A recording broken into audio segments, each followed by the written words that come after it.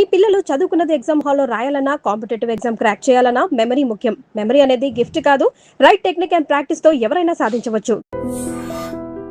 నమస్తే, welcome to I dream. నేను మీ ఝాన్సీ. పేదవారు మధ్యతరగతి కుటుంబాలు ఎక్కువగా ఉన్న మన భారతదేశంలో ఒక వ్యాపారం చేసి డబ్బులు సంపాదించవచ్చా, ఎలా అయితే మనం త్వరగా సెటిల్ అయ్యే అవకాశాలు ఉంటాయి, ఈ విషయం గురించి ఈరోజు మాట్లాడదాం. ప్రస్తుతం అంతా ఉన్నారు AMFI సర్టిఫైడ్ ఇంకా మ్యూచువల్ ఫండ్ డిస్ట్రిబ్యూటర్ మోనిగల సాల్మన్ గారు. నమస్కారం అండి. నమస్తే ఝాన్సీ సార్, ఒక మిడిల్ క్లాస్ ఫ్యామిలీని తీసుకుందాం. మన దగ్గర ఇండియాలో చాలా ఎక్కువ మంది చాలా కళ్ళు కంటూ ఉంటారు. పిల్లల చదువుల కోసం అని కానివ్వండి, ఆడపిల్లలు ఉంటే మ్యారేజెస్ కోసం కానివ్వండి, బ్యాంక్స్లో కానీ మ్యూచువల్ ఫండ్స్ పక్కన పెడితే బ్యాంక్స్లో ఫిక్స్డ్ డిపాజిట్ చేసుకోవడం, లేకపోతే ఎక్కడైనా అప్పుకి ఇవ్వడం, ఇలాంటివన్నీ చేస్తుంటారు. ఇలా కాకుండా ఏదైనా బిజినెస్ చేసి మనం తొందరగా సెటిల్ అవ్వచ్చా, లేకపోతే ఏ మార్గాలను మనం పాటిస్తే లైఫ్ హ్యాపీగా ఉంటుంది? మంచి క్వశ్చన్ అడిగావమ్మా ఝాన్సీ. ఇప్పుడు చూడండి అమ్మా, ఇప్పుడు మనం గత కొన్ని ఎపిసోడ్స్ నుంచి మన ఐ డ్రీమ్ ఛానల్ ద్వారా మధ్యతరగతి వారికి, పేదలకి, తర్వాత అబోవ్ మిడిల్ క్లాస్కి కూడా మనం ఏం చెప్తున్నామంటే, సేవింగ్స్ బ్యాంకుల్లో, పోస్ట్ ఆఫీసులో, ఎండోమెంట్ పాలసీస్లో సేవింగ్స్ మాత్రమే వద్దు. సేవింగ్స్ని ఇన్వెస్ట్మెంట్ వైపు మళ్ళించండి, ఇన్వెస్ట్మెంట్ చేయండి, ట్రేడింగ్ వద్దు. ఇది మనం ఉద్యమంలాగా తీసుకెళ్తున్నాం. No savings, no trading, only investment. Investment అంటే ఒక ముందు చూపుతో కొంతకాలానికి ఇంత రిటర్న్ వస్తుందని ఎక్స్పెక్ట్ చేసి చేసేదాన్ని ఇన్వెస్ట్మెంట్ అంటారు. ఓకే. అయితే మనం ఏం చెప్తున్నామంటే, బిజినెస్ చేసుకునే వాళ్ళు కావచ్చు, ఎంప్లాయీస్ కావచ్చు, మీరు ఒకసారి డబ్బు సంపాదించిన తర్వాత ఆ డబ్బు మీకోసం పనిచేయాలి. అలాంటి చోట ఇన్వెస్ట్ చేయండి అని చెప్తున్నాం. సో మీరు సెకండ్ ఇన్కమ్ జనరేట్ చేసుకోమని చెప్తున్నాం. సెకండ్ ఇన్కమ్ జనరేట్ చేసేటప్పుడు మీ ప్రజెన్స్ అక్కడ ఉండకూడదు. అంటే మీరు శారీరక శ్రమ పొందకూడదు. కేవలం మైండ్తోనే మీరు డబ్బును సంపాదించేలాగా వైజ్గా ఇన్వెస్ట్ చేయమని చెప్తున్నాం. సో ఇప్పుడు మనం ఏం చెప్తున్నాం అంటే అమ్మా, మీరంటే ఇక్కడ ఉద్దేశం మన ప్రజలు, మిమ్మల్ని బేస్ చేసుకొని నేను ప్రజలకి సందేశం ఇస్తున్నాను. మీరు ఏ ఉద్యోగం చేయండి, ఎంత పేదవారన్నా కానివ్వండి, వాచ్మెన్ అవ్వచ్చు, ఆటో డ్రైవర్ అవ్వచ్చు, కూలీ అవ్వచ్చు, లేదా ఎవరైనా కావచ్చు, మీరు మీ డబ్బుతో మీరు సెకండ్ ఇన్కమ్ జనరేట్ చేయాలి. చదువు లేకపోవచ్చు, ఎనీ రిలీజియన్, ఎనీ క్యాస్ట్, ఏదైనా కావచ్చు, ప్రాంతం ఏదైనా కావచ్చు. సో దానికి మార్గాలు ఏం చెప్తున్నాం అంటే, మీరు కంపెనీస్లో ఓనర్స్ అవ్వండి. కంపెనీస్లో ఓనర్స్ అయితే ఎప్పుడు కూడా ఓనర్షిప్కి ఏంటి, వచ్చిన లాభాలు సమానంగా పంచుకోవచ్చు. ఓనర్షిప్ ఒకవేళ నష్టాలు వస్తే కూడా నష్టపోతాం ఓనర్షిప్ అంటే. అదే ఎంప్లాయీ లాగా ఉంటే మనకి ఫిక్స్డ్ ఇన్కమ్ ఉంటుంది ఎంప్లాయీ అయితే. ఓనర్షిప్ అయితే ఫిక్స్డ్ ఇన్కమ్ కాకుండా ఎక్కువ లాభాలు వచ్చినప్పుడు ఎక్కువ వచ్చే అవకాశం ఉంటుంది, నష్టం వచ్చినప్పుడు నష్టం వచ్చాం. అయితే ఇక్కడ కంపెనీస్ కూడా రెండు రకాల కంపెనీస్ ఉంటాయమ్మా. ఒకటి ప్రైవేట్ లిమిటెడ్ కంపెనీస్, రెండు పబ్లిక్ లిమిటెడ్ కంపెనీస్. ఇప్పుడు ప్రైవేట్ లిమిటెడ్ కంపెనీస్ అంటే ఏమిటి?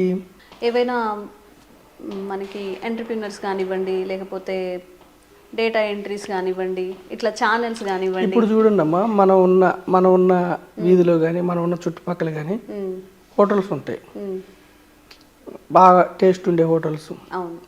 మీరు ఒక హోటల్లో ఆతిథ్యం స్వీకరించారు, ఆ హోటల్లో ఫుడ్ కానీ, ఆ హోటల్లో మర్యాదలు కానీ సూపర్ ఉన్నాయి, మీకు నచ్చాయి. మీరు ఆ హోటల్లో పార్ట్నర్షిప్ కావాలనుకుంటున్నారు, మీరు వెళ్ళి అడిగారు అనుకోండి. ప్రైవేట్ లిమిటెడ్ కంపెనీస్లో ఎవరికి పార్ట్నర్షిప్ ఇవ్వరు, తీసుకోరు వాళ్ళు అసలు. ఆల్రెడీ ప్రైవేట్ లిమిటెడ్ కంపెనీస్ అంటే ఆ ఓనరు, వాళ్ళ కుటుంబం, వాళ్ళ బంధువులు ఉంటారు. అంటే కొద్ది మంది వాళ్ళతో పార్ట్నర్షిప్ ఉండేదని ప్రైవేట్ లిమిటెడ్ కంపెనీస్ అంటే. మీరు హాస్పిటల్కి వెళ్ళారు, బాగుంది హాస్పిటల్, గుడ్ నేమ్ వచ్చింది, మనకి పార్ట్నర్షిప్, ప్రజలకి పార్ట్నర్షిప్ ఎవరు అనుకోండి, దాన్ని ప్రైవేట్ లిమిటెడ్ కంపెనీస్ అంటారు. పబ్లిక్ లిమిటెడ్ కంపెనీస్ అంటే ఇప్పుడు ఇదే మీరు Taj hotel, Indian hotels, 5 star hotels మీకు నచ్చింది ఆ హోటల్, అంత బాగుంది, సిస్టమేటిక్గా బాగా గ్రో అవుతుంది. అందులో మీరు పార్ట్నర్షిప్ తీసుకోవాలంటే జస్ట్ మీరు ఒక డిమాట్ అకౌంట్ తీసుకొని ఆ కంపెనీ షేర్ కొనుక్కుంటే మీరు ఓనర్ అవుతారు. మీరంటే మీరు కదా, పబ్లిక్ ఎవరైనా, కూలీ అయినా ఓనర్ అవ్వచ్చు, ఆటో డ్రైవర్ అయినా ఓనర్ అవ్వచ్చు, వాచ్మెన్ అయినా. అంటే ఇక్కడ నేను కించపరచడానికి అంటలేదు, ఎంత పేదవారైనా ఏ స్థాయిలో ఉన్న పబ్లిక్ లిమిటెడ్ కంపెనీస్లో ఓనర్ అవ్వచ్చు. ఓకే. ఈ డిమాట్ అకౌంట్ అంటే ఏంటి సార్ మామూలుగా? అంటే కంపెనీలో ఓనర్ అవ్వాలంటే, షేర్ కొనుక్కోవాలంటే డిమాట్ ఒక బ్యాంక్ అకౌంట్ ఎలాగో అలాగే డిమాట్ అకౌంట్. ఓకే, మనం క్రియేట్ చేసుకోవచ్చు. డిమాట్ అకౌంట్ ఇచ్చే సంస్థలు ఉంటే డిమాట్ అకౌంట్ తీసుకోవాలి. అయితే మనం ఏం చెప్తున్నామంటే అమ్మ, పబ్లిక్ లిమిటెడ్ కంపెనీస్లో ఓనర్ అయితే మధ్యతరగతి వారు బ్యాంక్స్లో ఓనర్స్ అవ్వచ్చు, హాస్పిటల్స్లో ఓనర్స్ అవ్వచ్చు, ఏ బిజినెస్లో. ఇప్పుడు చూడండి అమ్మ, మన చుట్టూ ఉన్న వస్తువులు, మనం కన్జ్యూమ్ చేసే వస్తువులు మ్యాక్సిమం 80% పబ్లిక్ లిమిటెడ్ కంపెనీస్ నుంచే వస్తాయి. మనం వాడే బ్యాంక్స్ అన్ని పబ్లిక్ కంపెనీస్, పబ్లిక్ బ్యాంక్స్. ఓకేనమ్మా.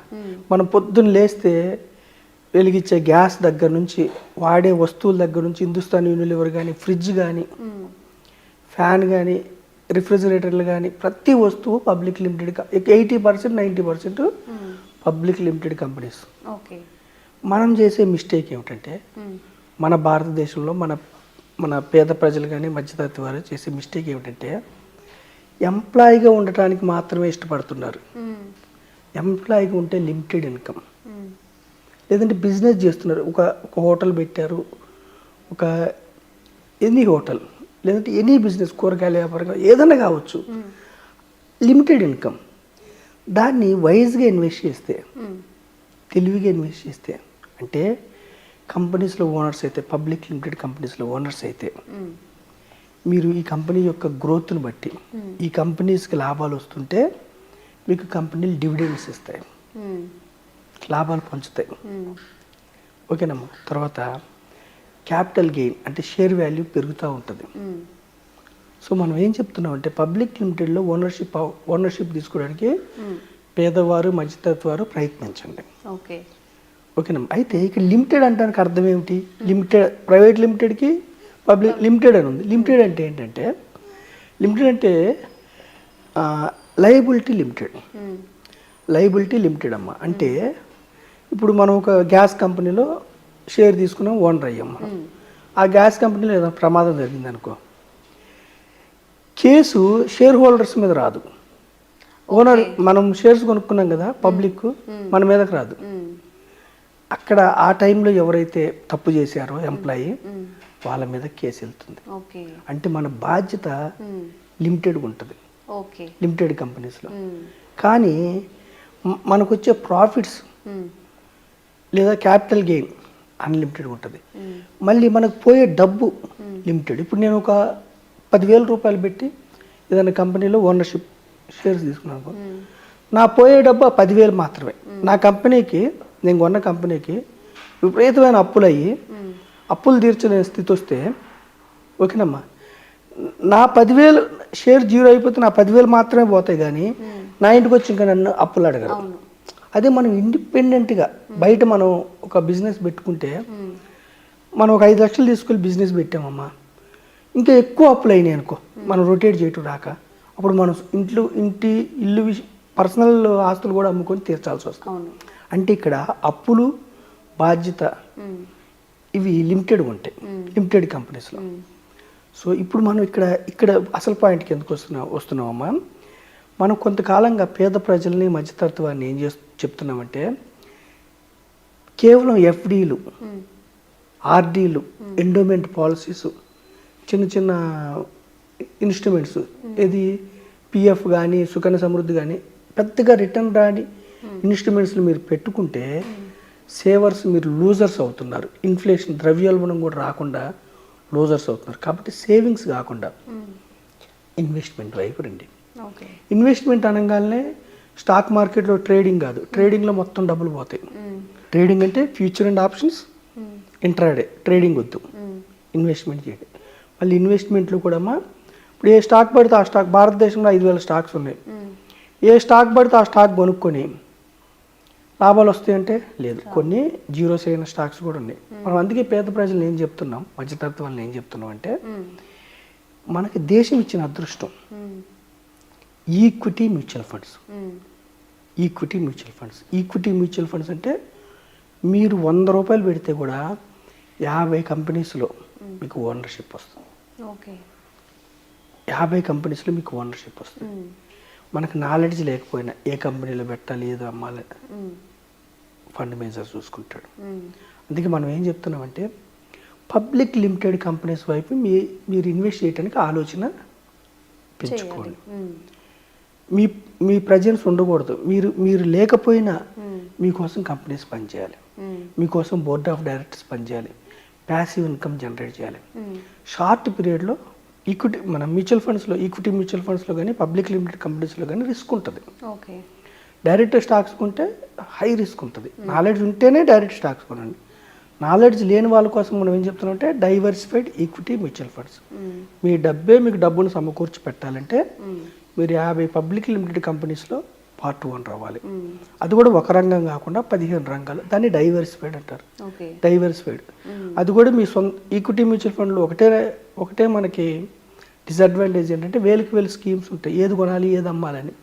సో మీరు ఒక ఫైనాన్స్ ప్రొఫెషనల్ ద్వారా, ఒక అడ్వైజర్ ద్వారా, లేదా మ్యూచువల్ ఫండ్ డిస్ట్రిబ్యూటర్ ద్వారా మీ యొక్క లక్ష్యాలకు అనుగుణంగా మీరు ఇన్వెస్ట్మెంట్ వైపు, పబ్లిక్ లిమిటెడ్ కంపెనీస్ ఇన్వెస్ట్మెంట్ వైపు మీరు మళ్ళీతే, అంతిమంగా మీకు ఏమైందంటే, కంపెనీస్లో మీ డబ్బు ఇన్వెస్ట్ చేస్తే కంపెనీస్కి డబ్బు రావటం వల్ల అడిషనల్గా ఇంకా బ్రాంచ్లు తెరుస్తారు.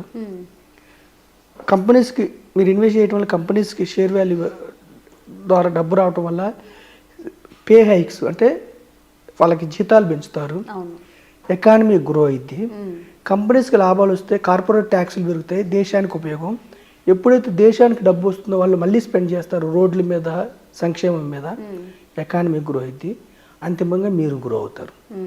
సో మనం పేద ప్రజల మధ్యతత్వాన్ని మన యొక్క ఎపిసోడ్ ద్వారా ఏం చెప్తున్నాం అంటే, కేవలం ఎంప్లాయీగా లేదంటే మీరు ఏదో చిన్న బిజినెస్ చేసుకుంటే అక్కడే ఆగకుండా ఇన్వెస్ట్మెంట్ వైపు వచ్చి, పబ్లిక్ లిమిటెడ్ కంపెనీస్లో ఇన్వెస్ట్మెంట్ వైపు వచ్చి, డైరెక్ట్ స్టాక్స్ మీకు తెలియకపోతే equity, diversified equity mutual fund ద్వారా వచ్చి ఎకానమీ గ్రోత్లో మీరు కూడా పార్టిసిపేట్ అయ్యి మీ యొక్క పర్సనల్ ఇన్కమ్ని గ్రో చేసుకోవడానికి ట్రై చేయమని నేను మీ ద్వారా అభ్యర్థిస్తున్నాను. ఓకే, నిజంగా చాలా మందికి మీరు చెప్పినట్లుగా ఎన్నో కోట్ల మంది ఉంటే తక్కువ మంది ఇన్వెస్ట్ చేస్తున్నట్లు, ఎంతసేపు ఎఫ్టీ చేద్దామా లేకపోతే ఏదైనా చిట్టి కడదామా ఇలాగే చూస్తూ ఉంటారు.